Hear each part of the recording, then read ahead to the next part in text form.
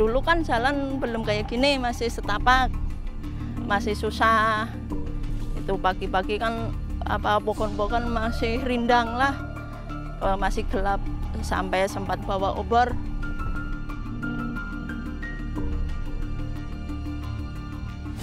Yang paling nyusahkan kalau musim hujan, Mbak.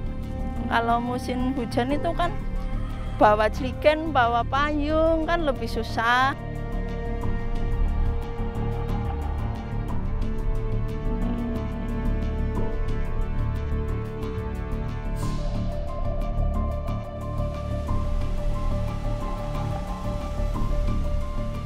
Saya pagi-pagi jam 4 udah nyampe ke sungai ambil air. Paling-paling satu kali ya 10 liter lah.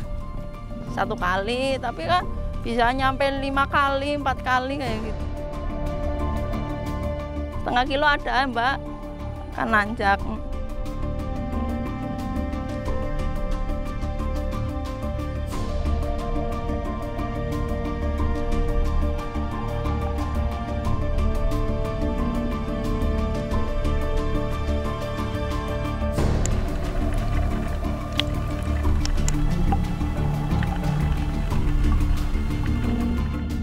Kalau bisa airnya naik, akan saya telan itu air kencingnya.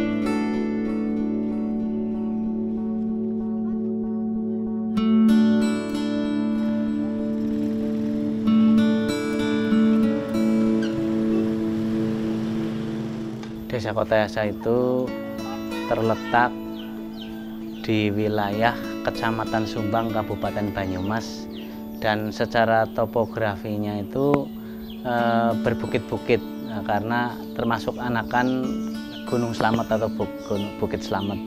Dan secara ekonomi warga masyarakat Desa Kotayasa itu ada yang petani dan kebanyakan itu buruh bangunan di kota.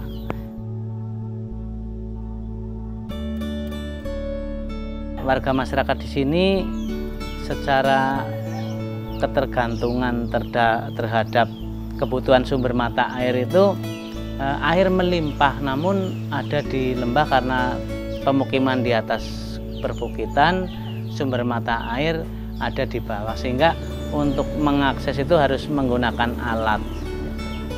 Dan dulu sempat terjadi kekeringan karena memang untuk daerah-daerah yang tidak bisa terjangkau oleh aliran secara gravitasi maupun yang menggunakan alat itu. Jadi masyarakat itu kebanyakan itu untuk mencari air itu harus menuruni lembah yang cukup jauh sampai 1 kilo.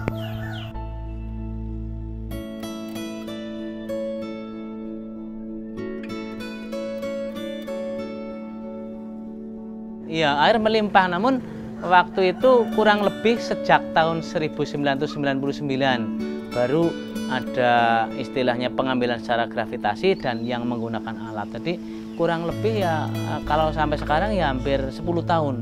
10 tahun kondisi warga masyarakat waktu itu baru istilahnya tercukupi untuk air bersih, walaupun ada sebagian daerah yang harus menggunakan alat itu istilahnya untuk mengakses air bersih tersebut. Dulu belum ada jembatan, kalau mau ambil air bersih itu lewat bawah, lewat nyabrang itu air sungai yang besar. Loh, sekarang udah ada jembatan mulai tahun 2000-an. Lewat bawah, lewat sungai besar, nyabrang. Manjatnya ya itu di bawah pohonan itu. Di ke itu jurang.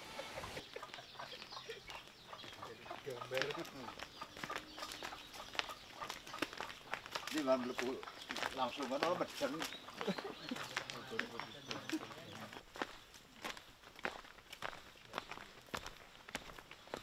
waktu belum ada hidran ini, mereka perak buang air besar ini di sungai ini, semuanya di sungai. Sehingga kalau musim-musim terang seperti ini, sungainya itu keruh karena kotoran air besar manusia di situ.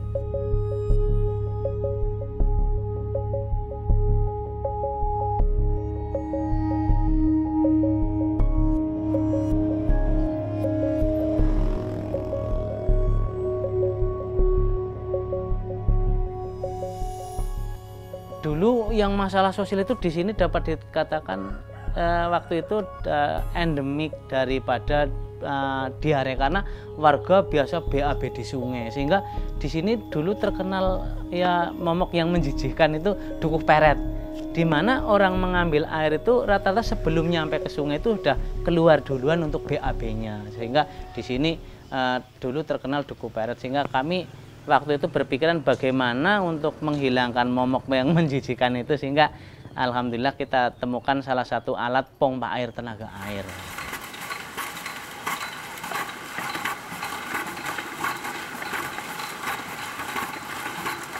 Pompa air tenaga air itu adalah pompa air secara gravitasi, karena kita mengambil dari terjunan air yang digunakan untuk menghempas air. Nah, itu sebetulnya itu teknologi Belanda. Kita belajar dari tahun 1997 sampai 1999 baru kita bisa menaikkan dari sumber mata air yang ada di bawah kurang lebih jaraknya sampai 500 meter dan beda tingginya itu 58 meter. Alhamdulillah kita temukan yang istilahnya pompa air tenaga air, yang waktu itu adalah kita menemukan dari buku yang kusam dari perpustakaan desa. Nah, di situ memang hidram itu kalau menurut saya itu tsunami dalam pipa, karena itu dari, kalau tsunami kan lempengan yang istilahnya apa menggelontor yang ada di dalam istilahnya laut. Kalau saya itu air yang menggelontor yang ada di dalam pipa itu jadi seperti itu, nanti kan menghempas ke atas pemukiman. Kalau menurut saya itu kita menciptakan tsunami dalam pipa, istilah saya itu. Nggak tahu secara teknisnya, kalau secara nalar saya, oh berarti ini adalah tsunami dalam pipa, di air yang menggelontor dari mengalirkan pipa luncur, mengangkat katup penghantar, kan mengangkat katup limbah dan membuka katup penghantar, sehingga menghempas air itu bisa ke pemukiman yang lebih tinggi. Kita harus tahu pertama ya debit mata air besar kecilnya, kedua jarak lontar, ketiganya itu jarak luncur, dan yang keempat itu idealnya pemasangan pompa. Itu harus tahu 4 hal itu.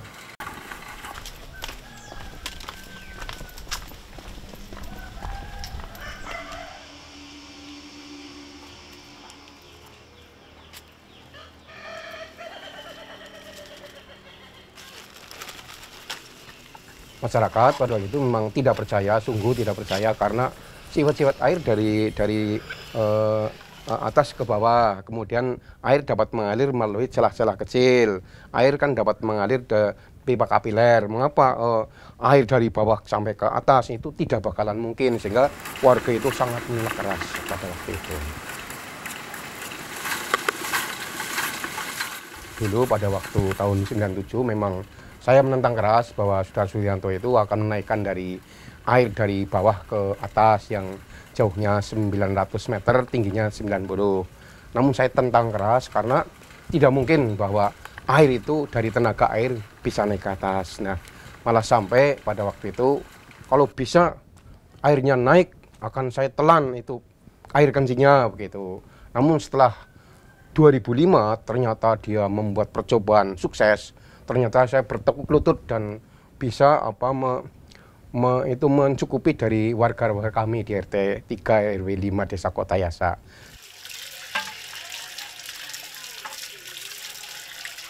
kebetulan kita praktekkan waktu itu banyak yang tidak percaya, apalagi warga, keluarga saja waktu itu nggak percaya. Tapi dengan semangat itu ya, yang kita ada yang sampai berani minum air kencingnya apabila nyampe ke atas, sehingga itu sebagai spirit. Dan kebetulan kita udah tahu teknologinya, dan insya Allah waktu itu saya berkeyakinan bahwa pasti bisa lah. Alhamdulillah 2 tahun, dari tahun 1997 sampai 1999 kita bisa menaikkan ke warga masyarakat, terutama waktu itu untuk kepentingan keluarga. Nah, baru 2005 baru untuk kepentingan warga secara umum di Kadus 3 ini atau Grumbul Blempang.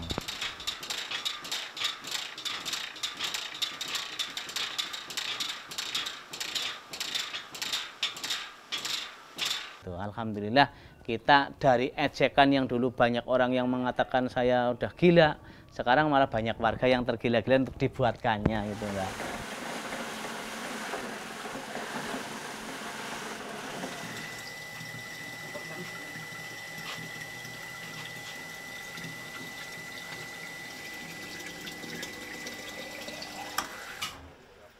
Nah, ini salah satu peningkatan perekonomian dari warga pengguna Hidram. Itu Pak Banggen, ini ibunya, itu sebagai usaha dari air Hidram itu menjadi air kemasan atau air galon. Ya, alhamdulillah ini ada peningkatan secara ekonomi. Di samping untuk ini air bersihnya juga ada. Nah, ini digunakan juga untuk air kemasan atau air galon.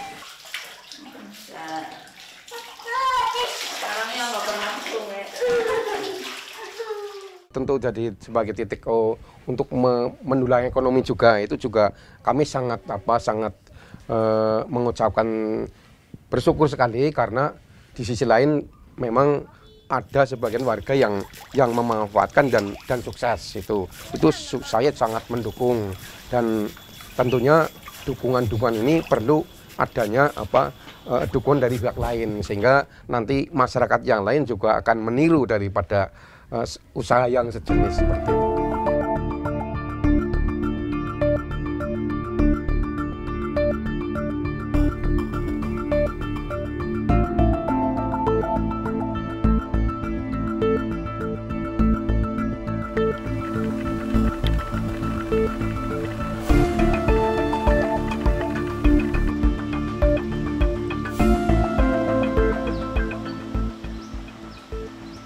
Sumber mata air yang di sini itu dulu terkenal tuk begu. Jadi barang siapa yang memanfaatkan sumber mata air ini katanya tidak bisa untuk bicara, tapi kita siasati waktu itu. Jadi apa yang menjadi mitos warga itu kita pada prinsipnya nggak percaya, tapi karena itu tokoh adat jadi kita siasati. Waktu itu kita taruh keris kecil sama cincin waktu itu. Saya bilangnya bahwa penghuni yang ada di sini itu sudah masuk ke batu cincin dan keris kecil itu, sehingga warga masyarakat itu waktu itu ketuanya itu Bapak Sandari selaku tokoh adat akhirnya memperbolehkan sumber mata air ini yang dulunya bebatuan yang sangat dikeramatkan, akhirnya kita bikin sebagai bak induk itu.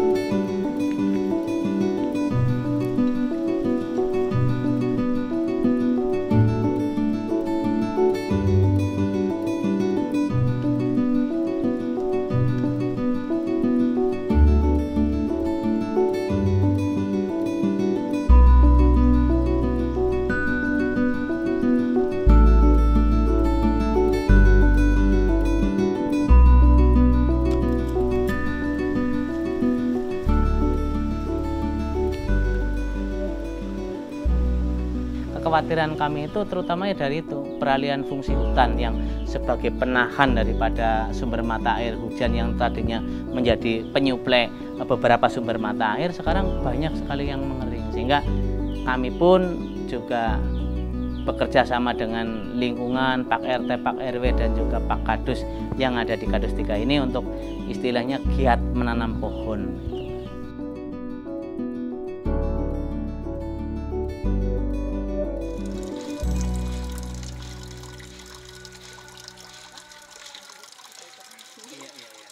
Iya, ini dulu adalah satu-satunya yang dekat dengan pemukiman warga. Untuk sumber airnya di sini itu melimpah, Mbak.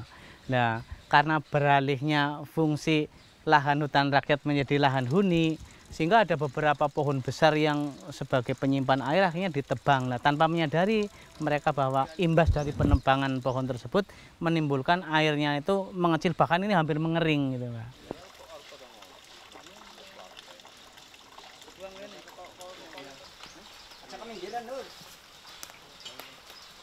Untuk penanamannya butuh sampai puluhan bahkan ratusan tahun. Itu pohon yang ditebang kan pohon yang usianya itu udah ratusan tahun. Pohon besar yang ada di sini itu pohon beringin, pohon bolu, dan juga pohon pucung sebagai penyimpan air, dan juga pohon aren yang besar dulu di sini.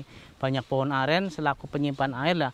Karena peralihan fungsi dari hutan rakyat menjadi lahan huni, sehingga penebangan itu menimbulkan air itu mengecil, bahkan ini hampir mengering. Kalau penanamannya itu butuh waktu lama untuk sampai besar, tapi untuk pengeringan untuk ini cuma 2 tahun ini saja itu sumber mata air ada 3 sumber yang sudah mengering seperti ini.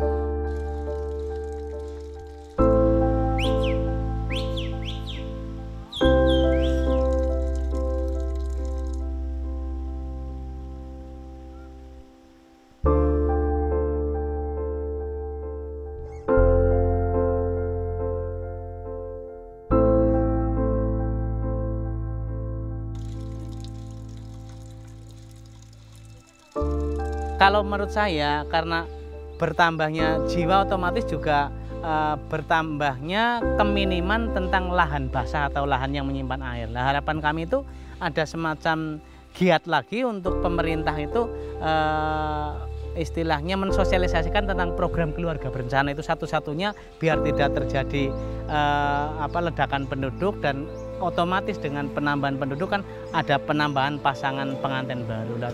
Tahun ini saja untuk Desa Kota AC itu bulan sekarang itu 19 pasangan, sehingga secara otomatis dengan pasangan meningkat 19 minimal 50% saja penambahan 9 orang atau 9 jiwa, sehingga tidak menutup kemungkinan nanti lahan basah ini jadi lahan huni. Itu yang jadi kekhawatiran saya juga, Mbak. Penebangan dulu itu pohon kelapa itu banyak sekali, dan setiap rumah itu punya. Apalagi pohon cengkeh, setiap rumah punya. Nah, setelah itu cengkeh tidak laku dan pohon kelapa waktu itu lakunya mahal banget. Ini mereka pada senang menjualin pohon kelapa dan pada senang menjualin pohon cengkeh. Nah, ternyata setelah pohon cengkeh ditebang, pohon kelapa ditebang, air debitnya sangat berkurang.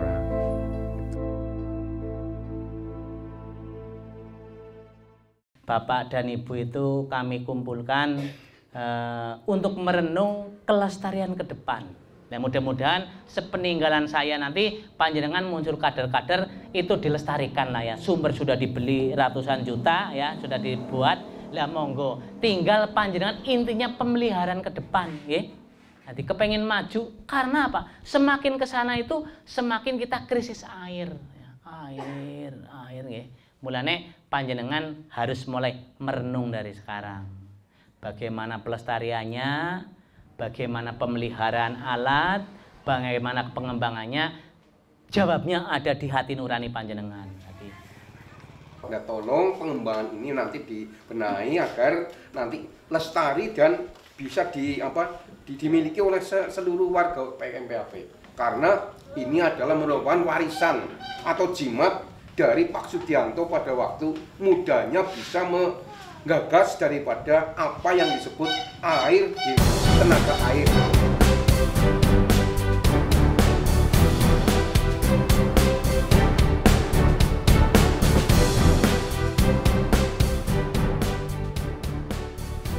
Nabi Muhammad SAW bersabda, jauh-jauh sebelumnya sudah mengingatkan kepada kita bahwa manusia itu mau hidup dan matinya ya itu bergantung dalam 3 hal. Yang pertama apa?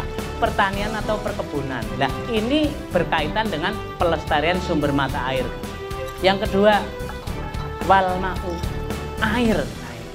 Kita semua itu tidak lepas dari ketergantungan terhadap air. Yang ketiga adalah wanar, ya, api. Nah, mudah-mudahan dengan nanti kembalinya melimpahnya sumber mata air yang dulu itu sekarang itu sempat banyak yang mengering, itu nanti bermunculan mata air itu berkat program panjenengan untuk pelestarian sumber mata air, yaitu dengan giat menanam pohon. Nah, itu nanti bisa membuat wanar atau api, yaitu listrik.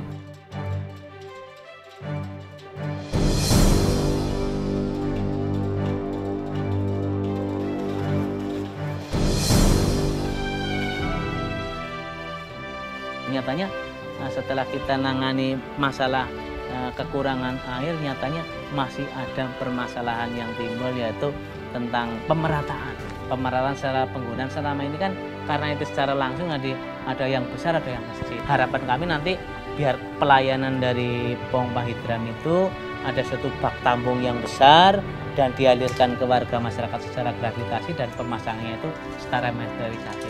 Satu, dari segi penggunaan pengiritan air itu ada. Kedua, jadi nanti ada semacam budget ya, pendapatan dari pengurus paguyuban, yaitu adanya satu dana iuran yang nanti mungkin lebihnya untuk pengembangan.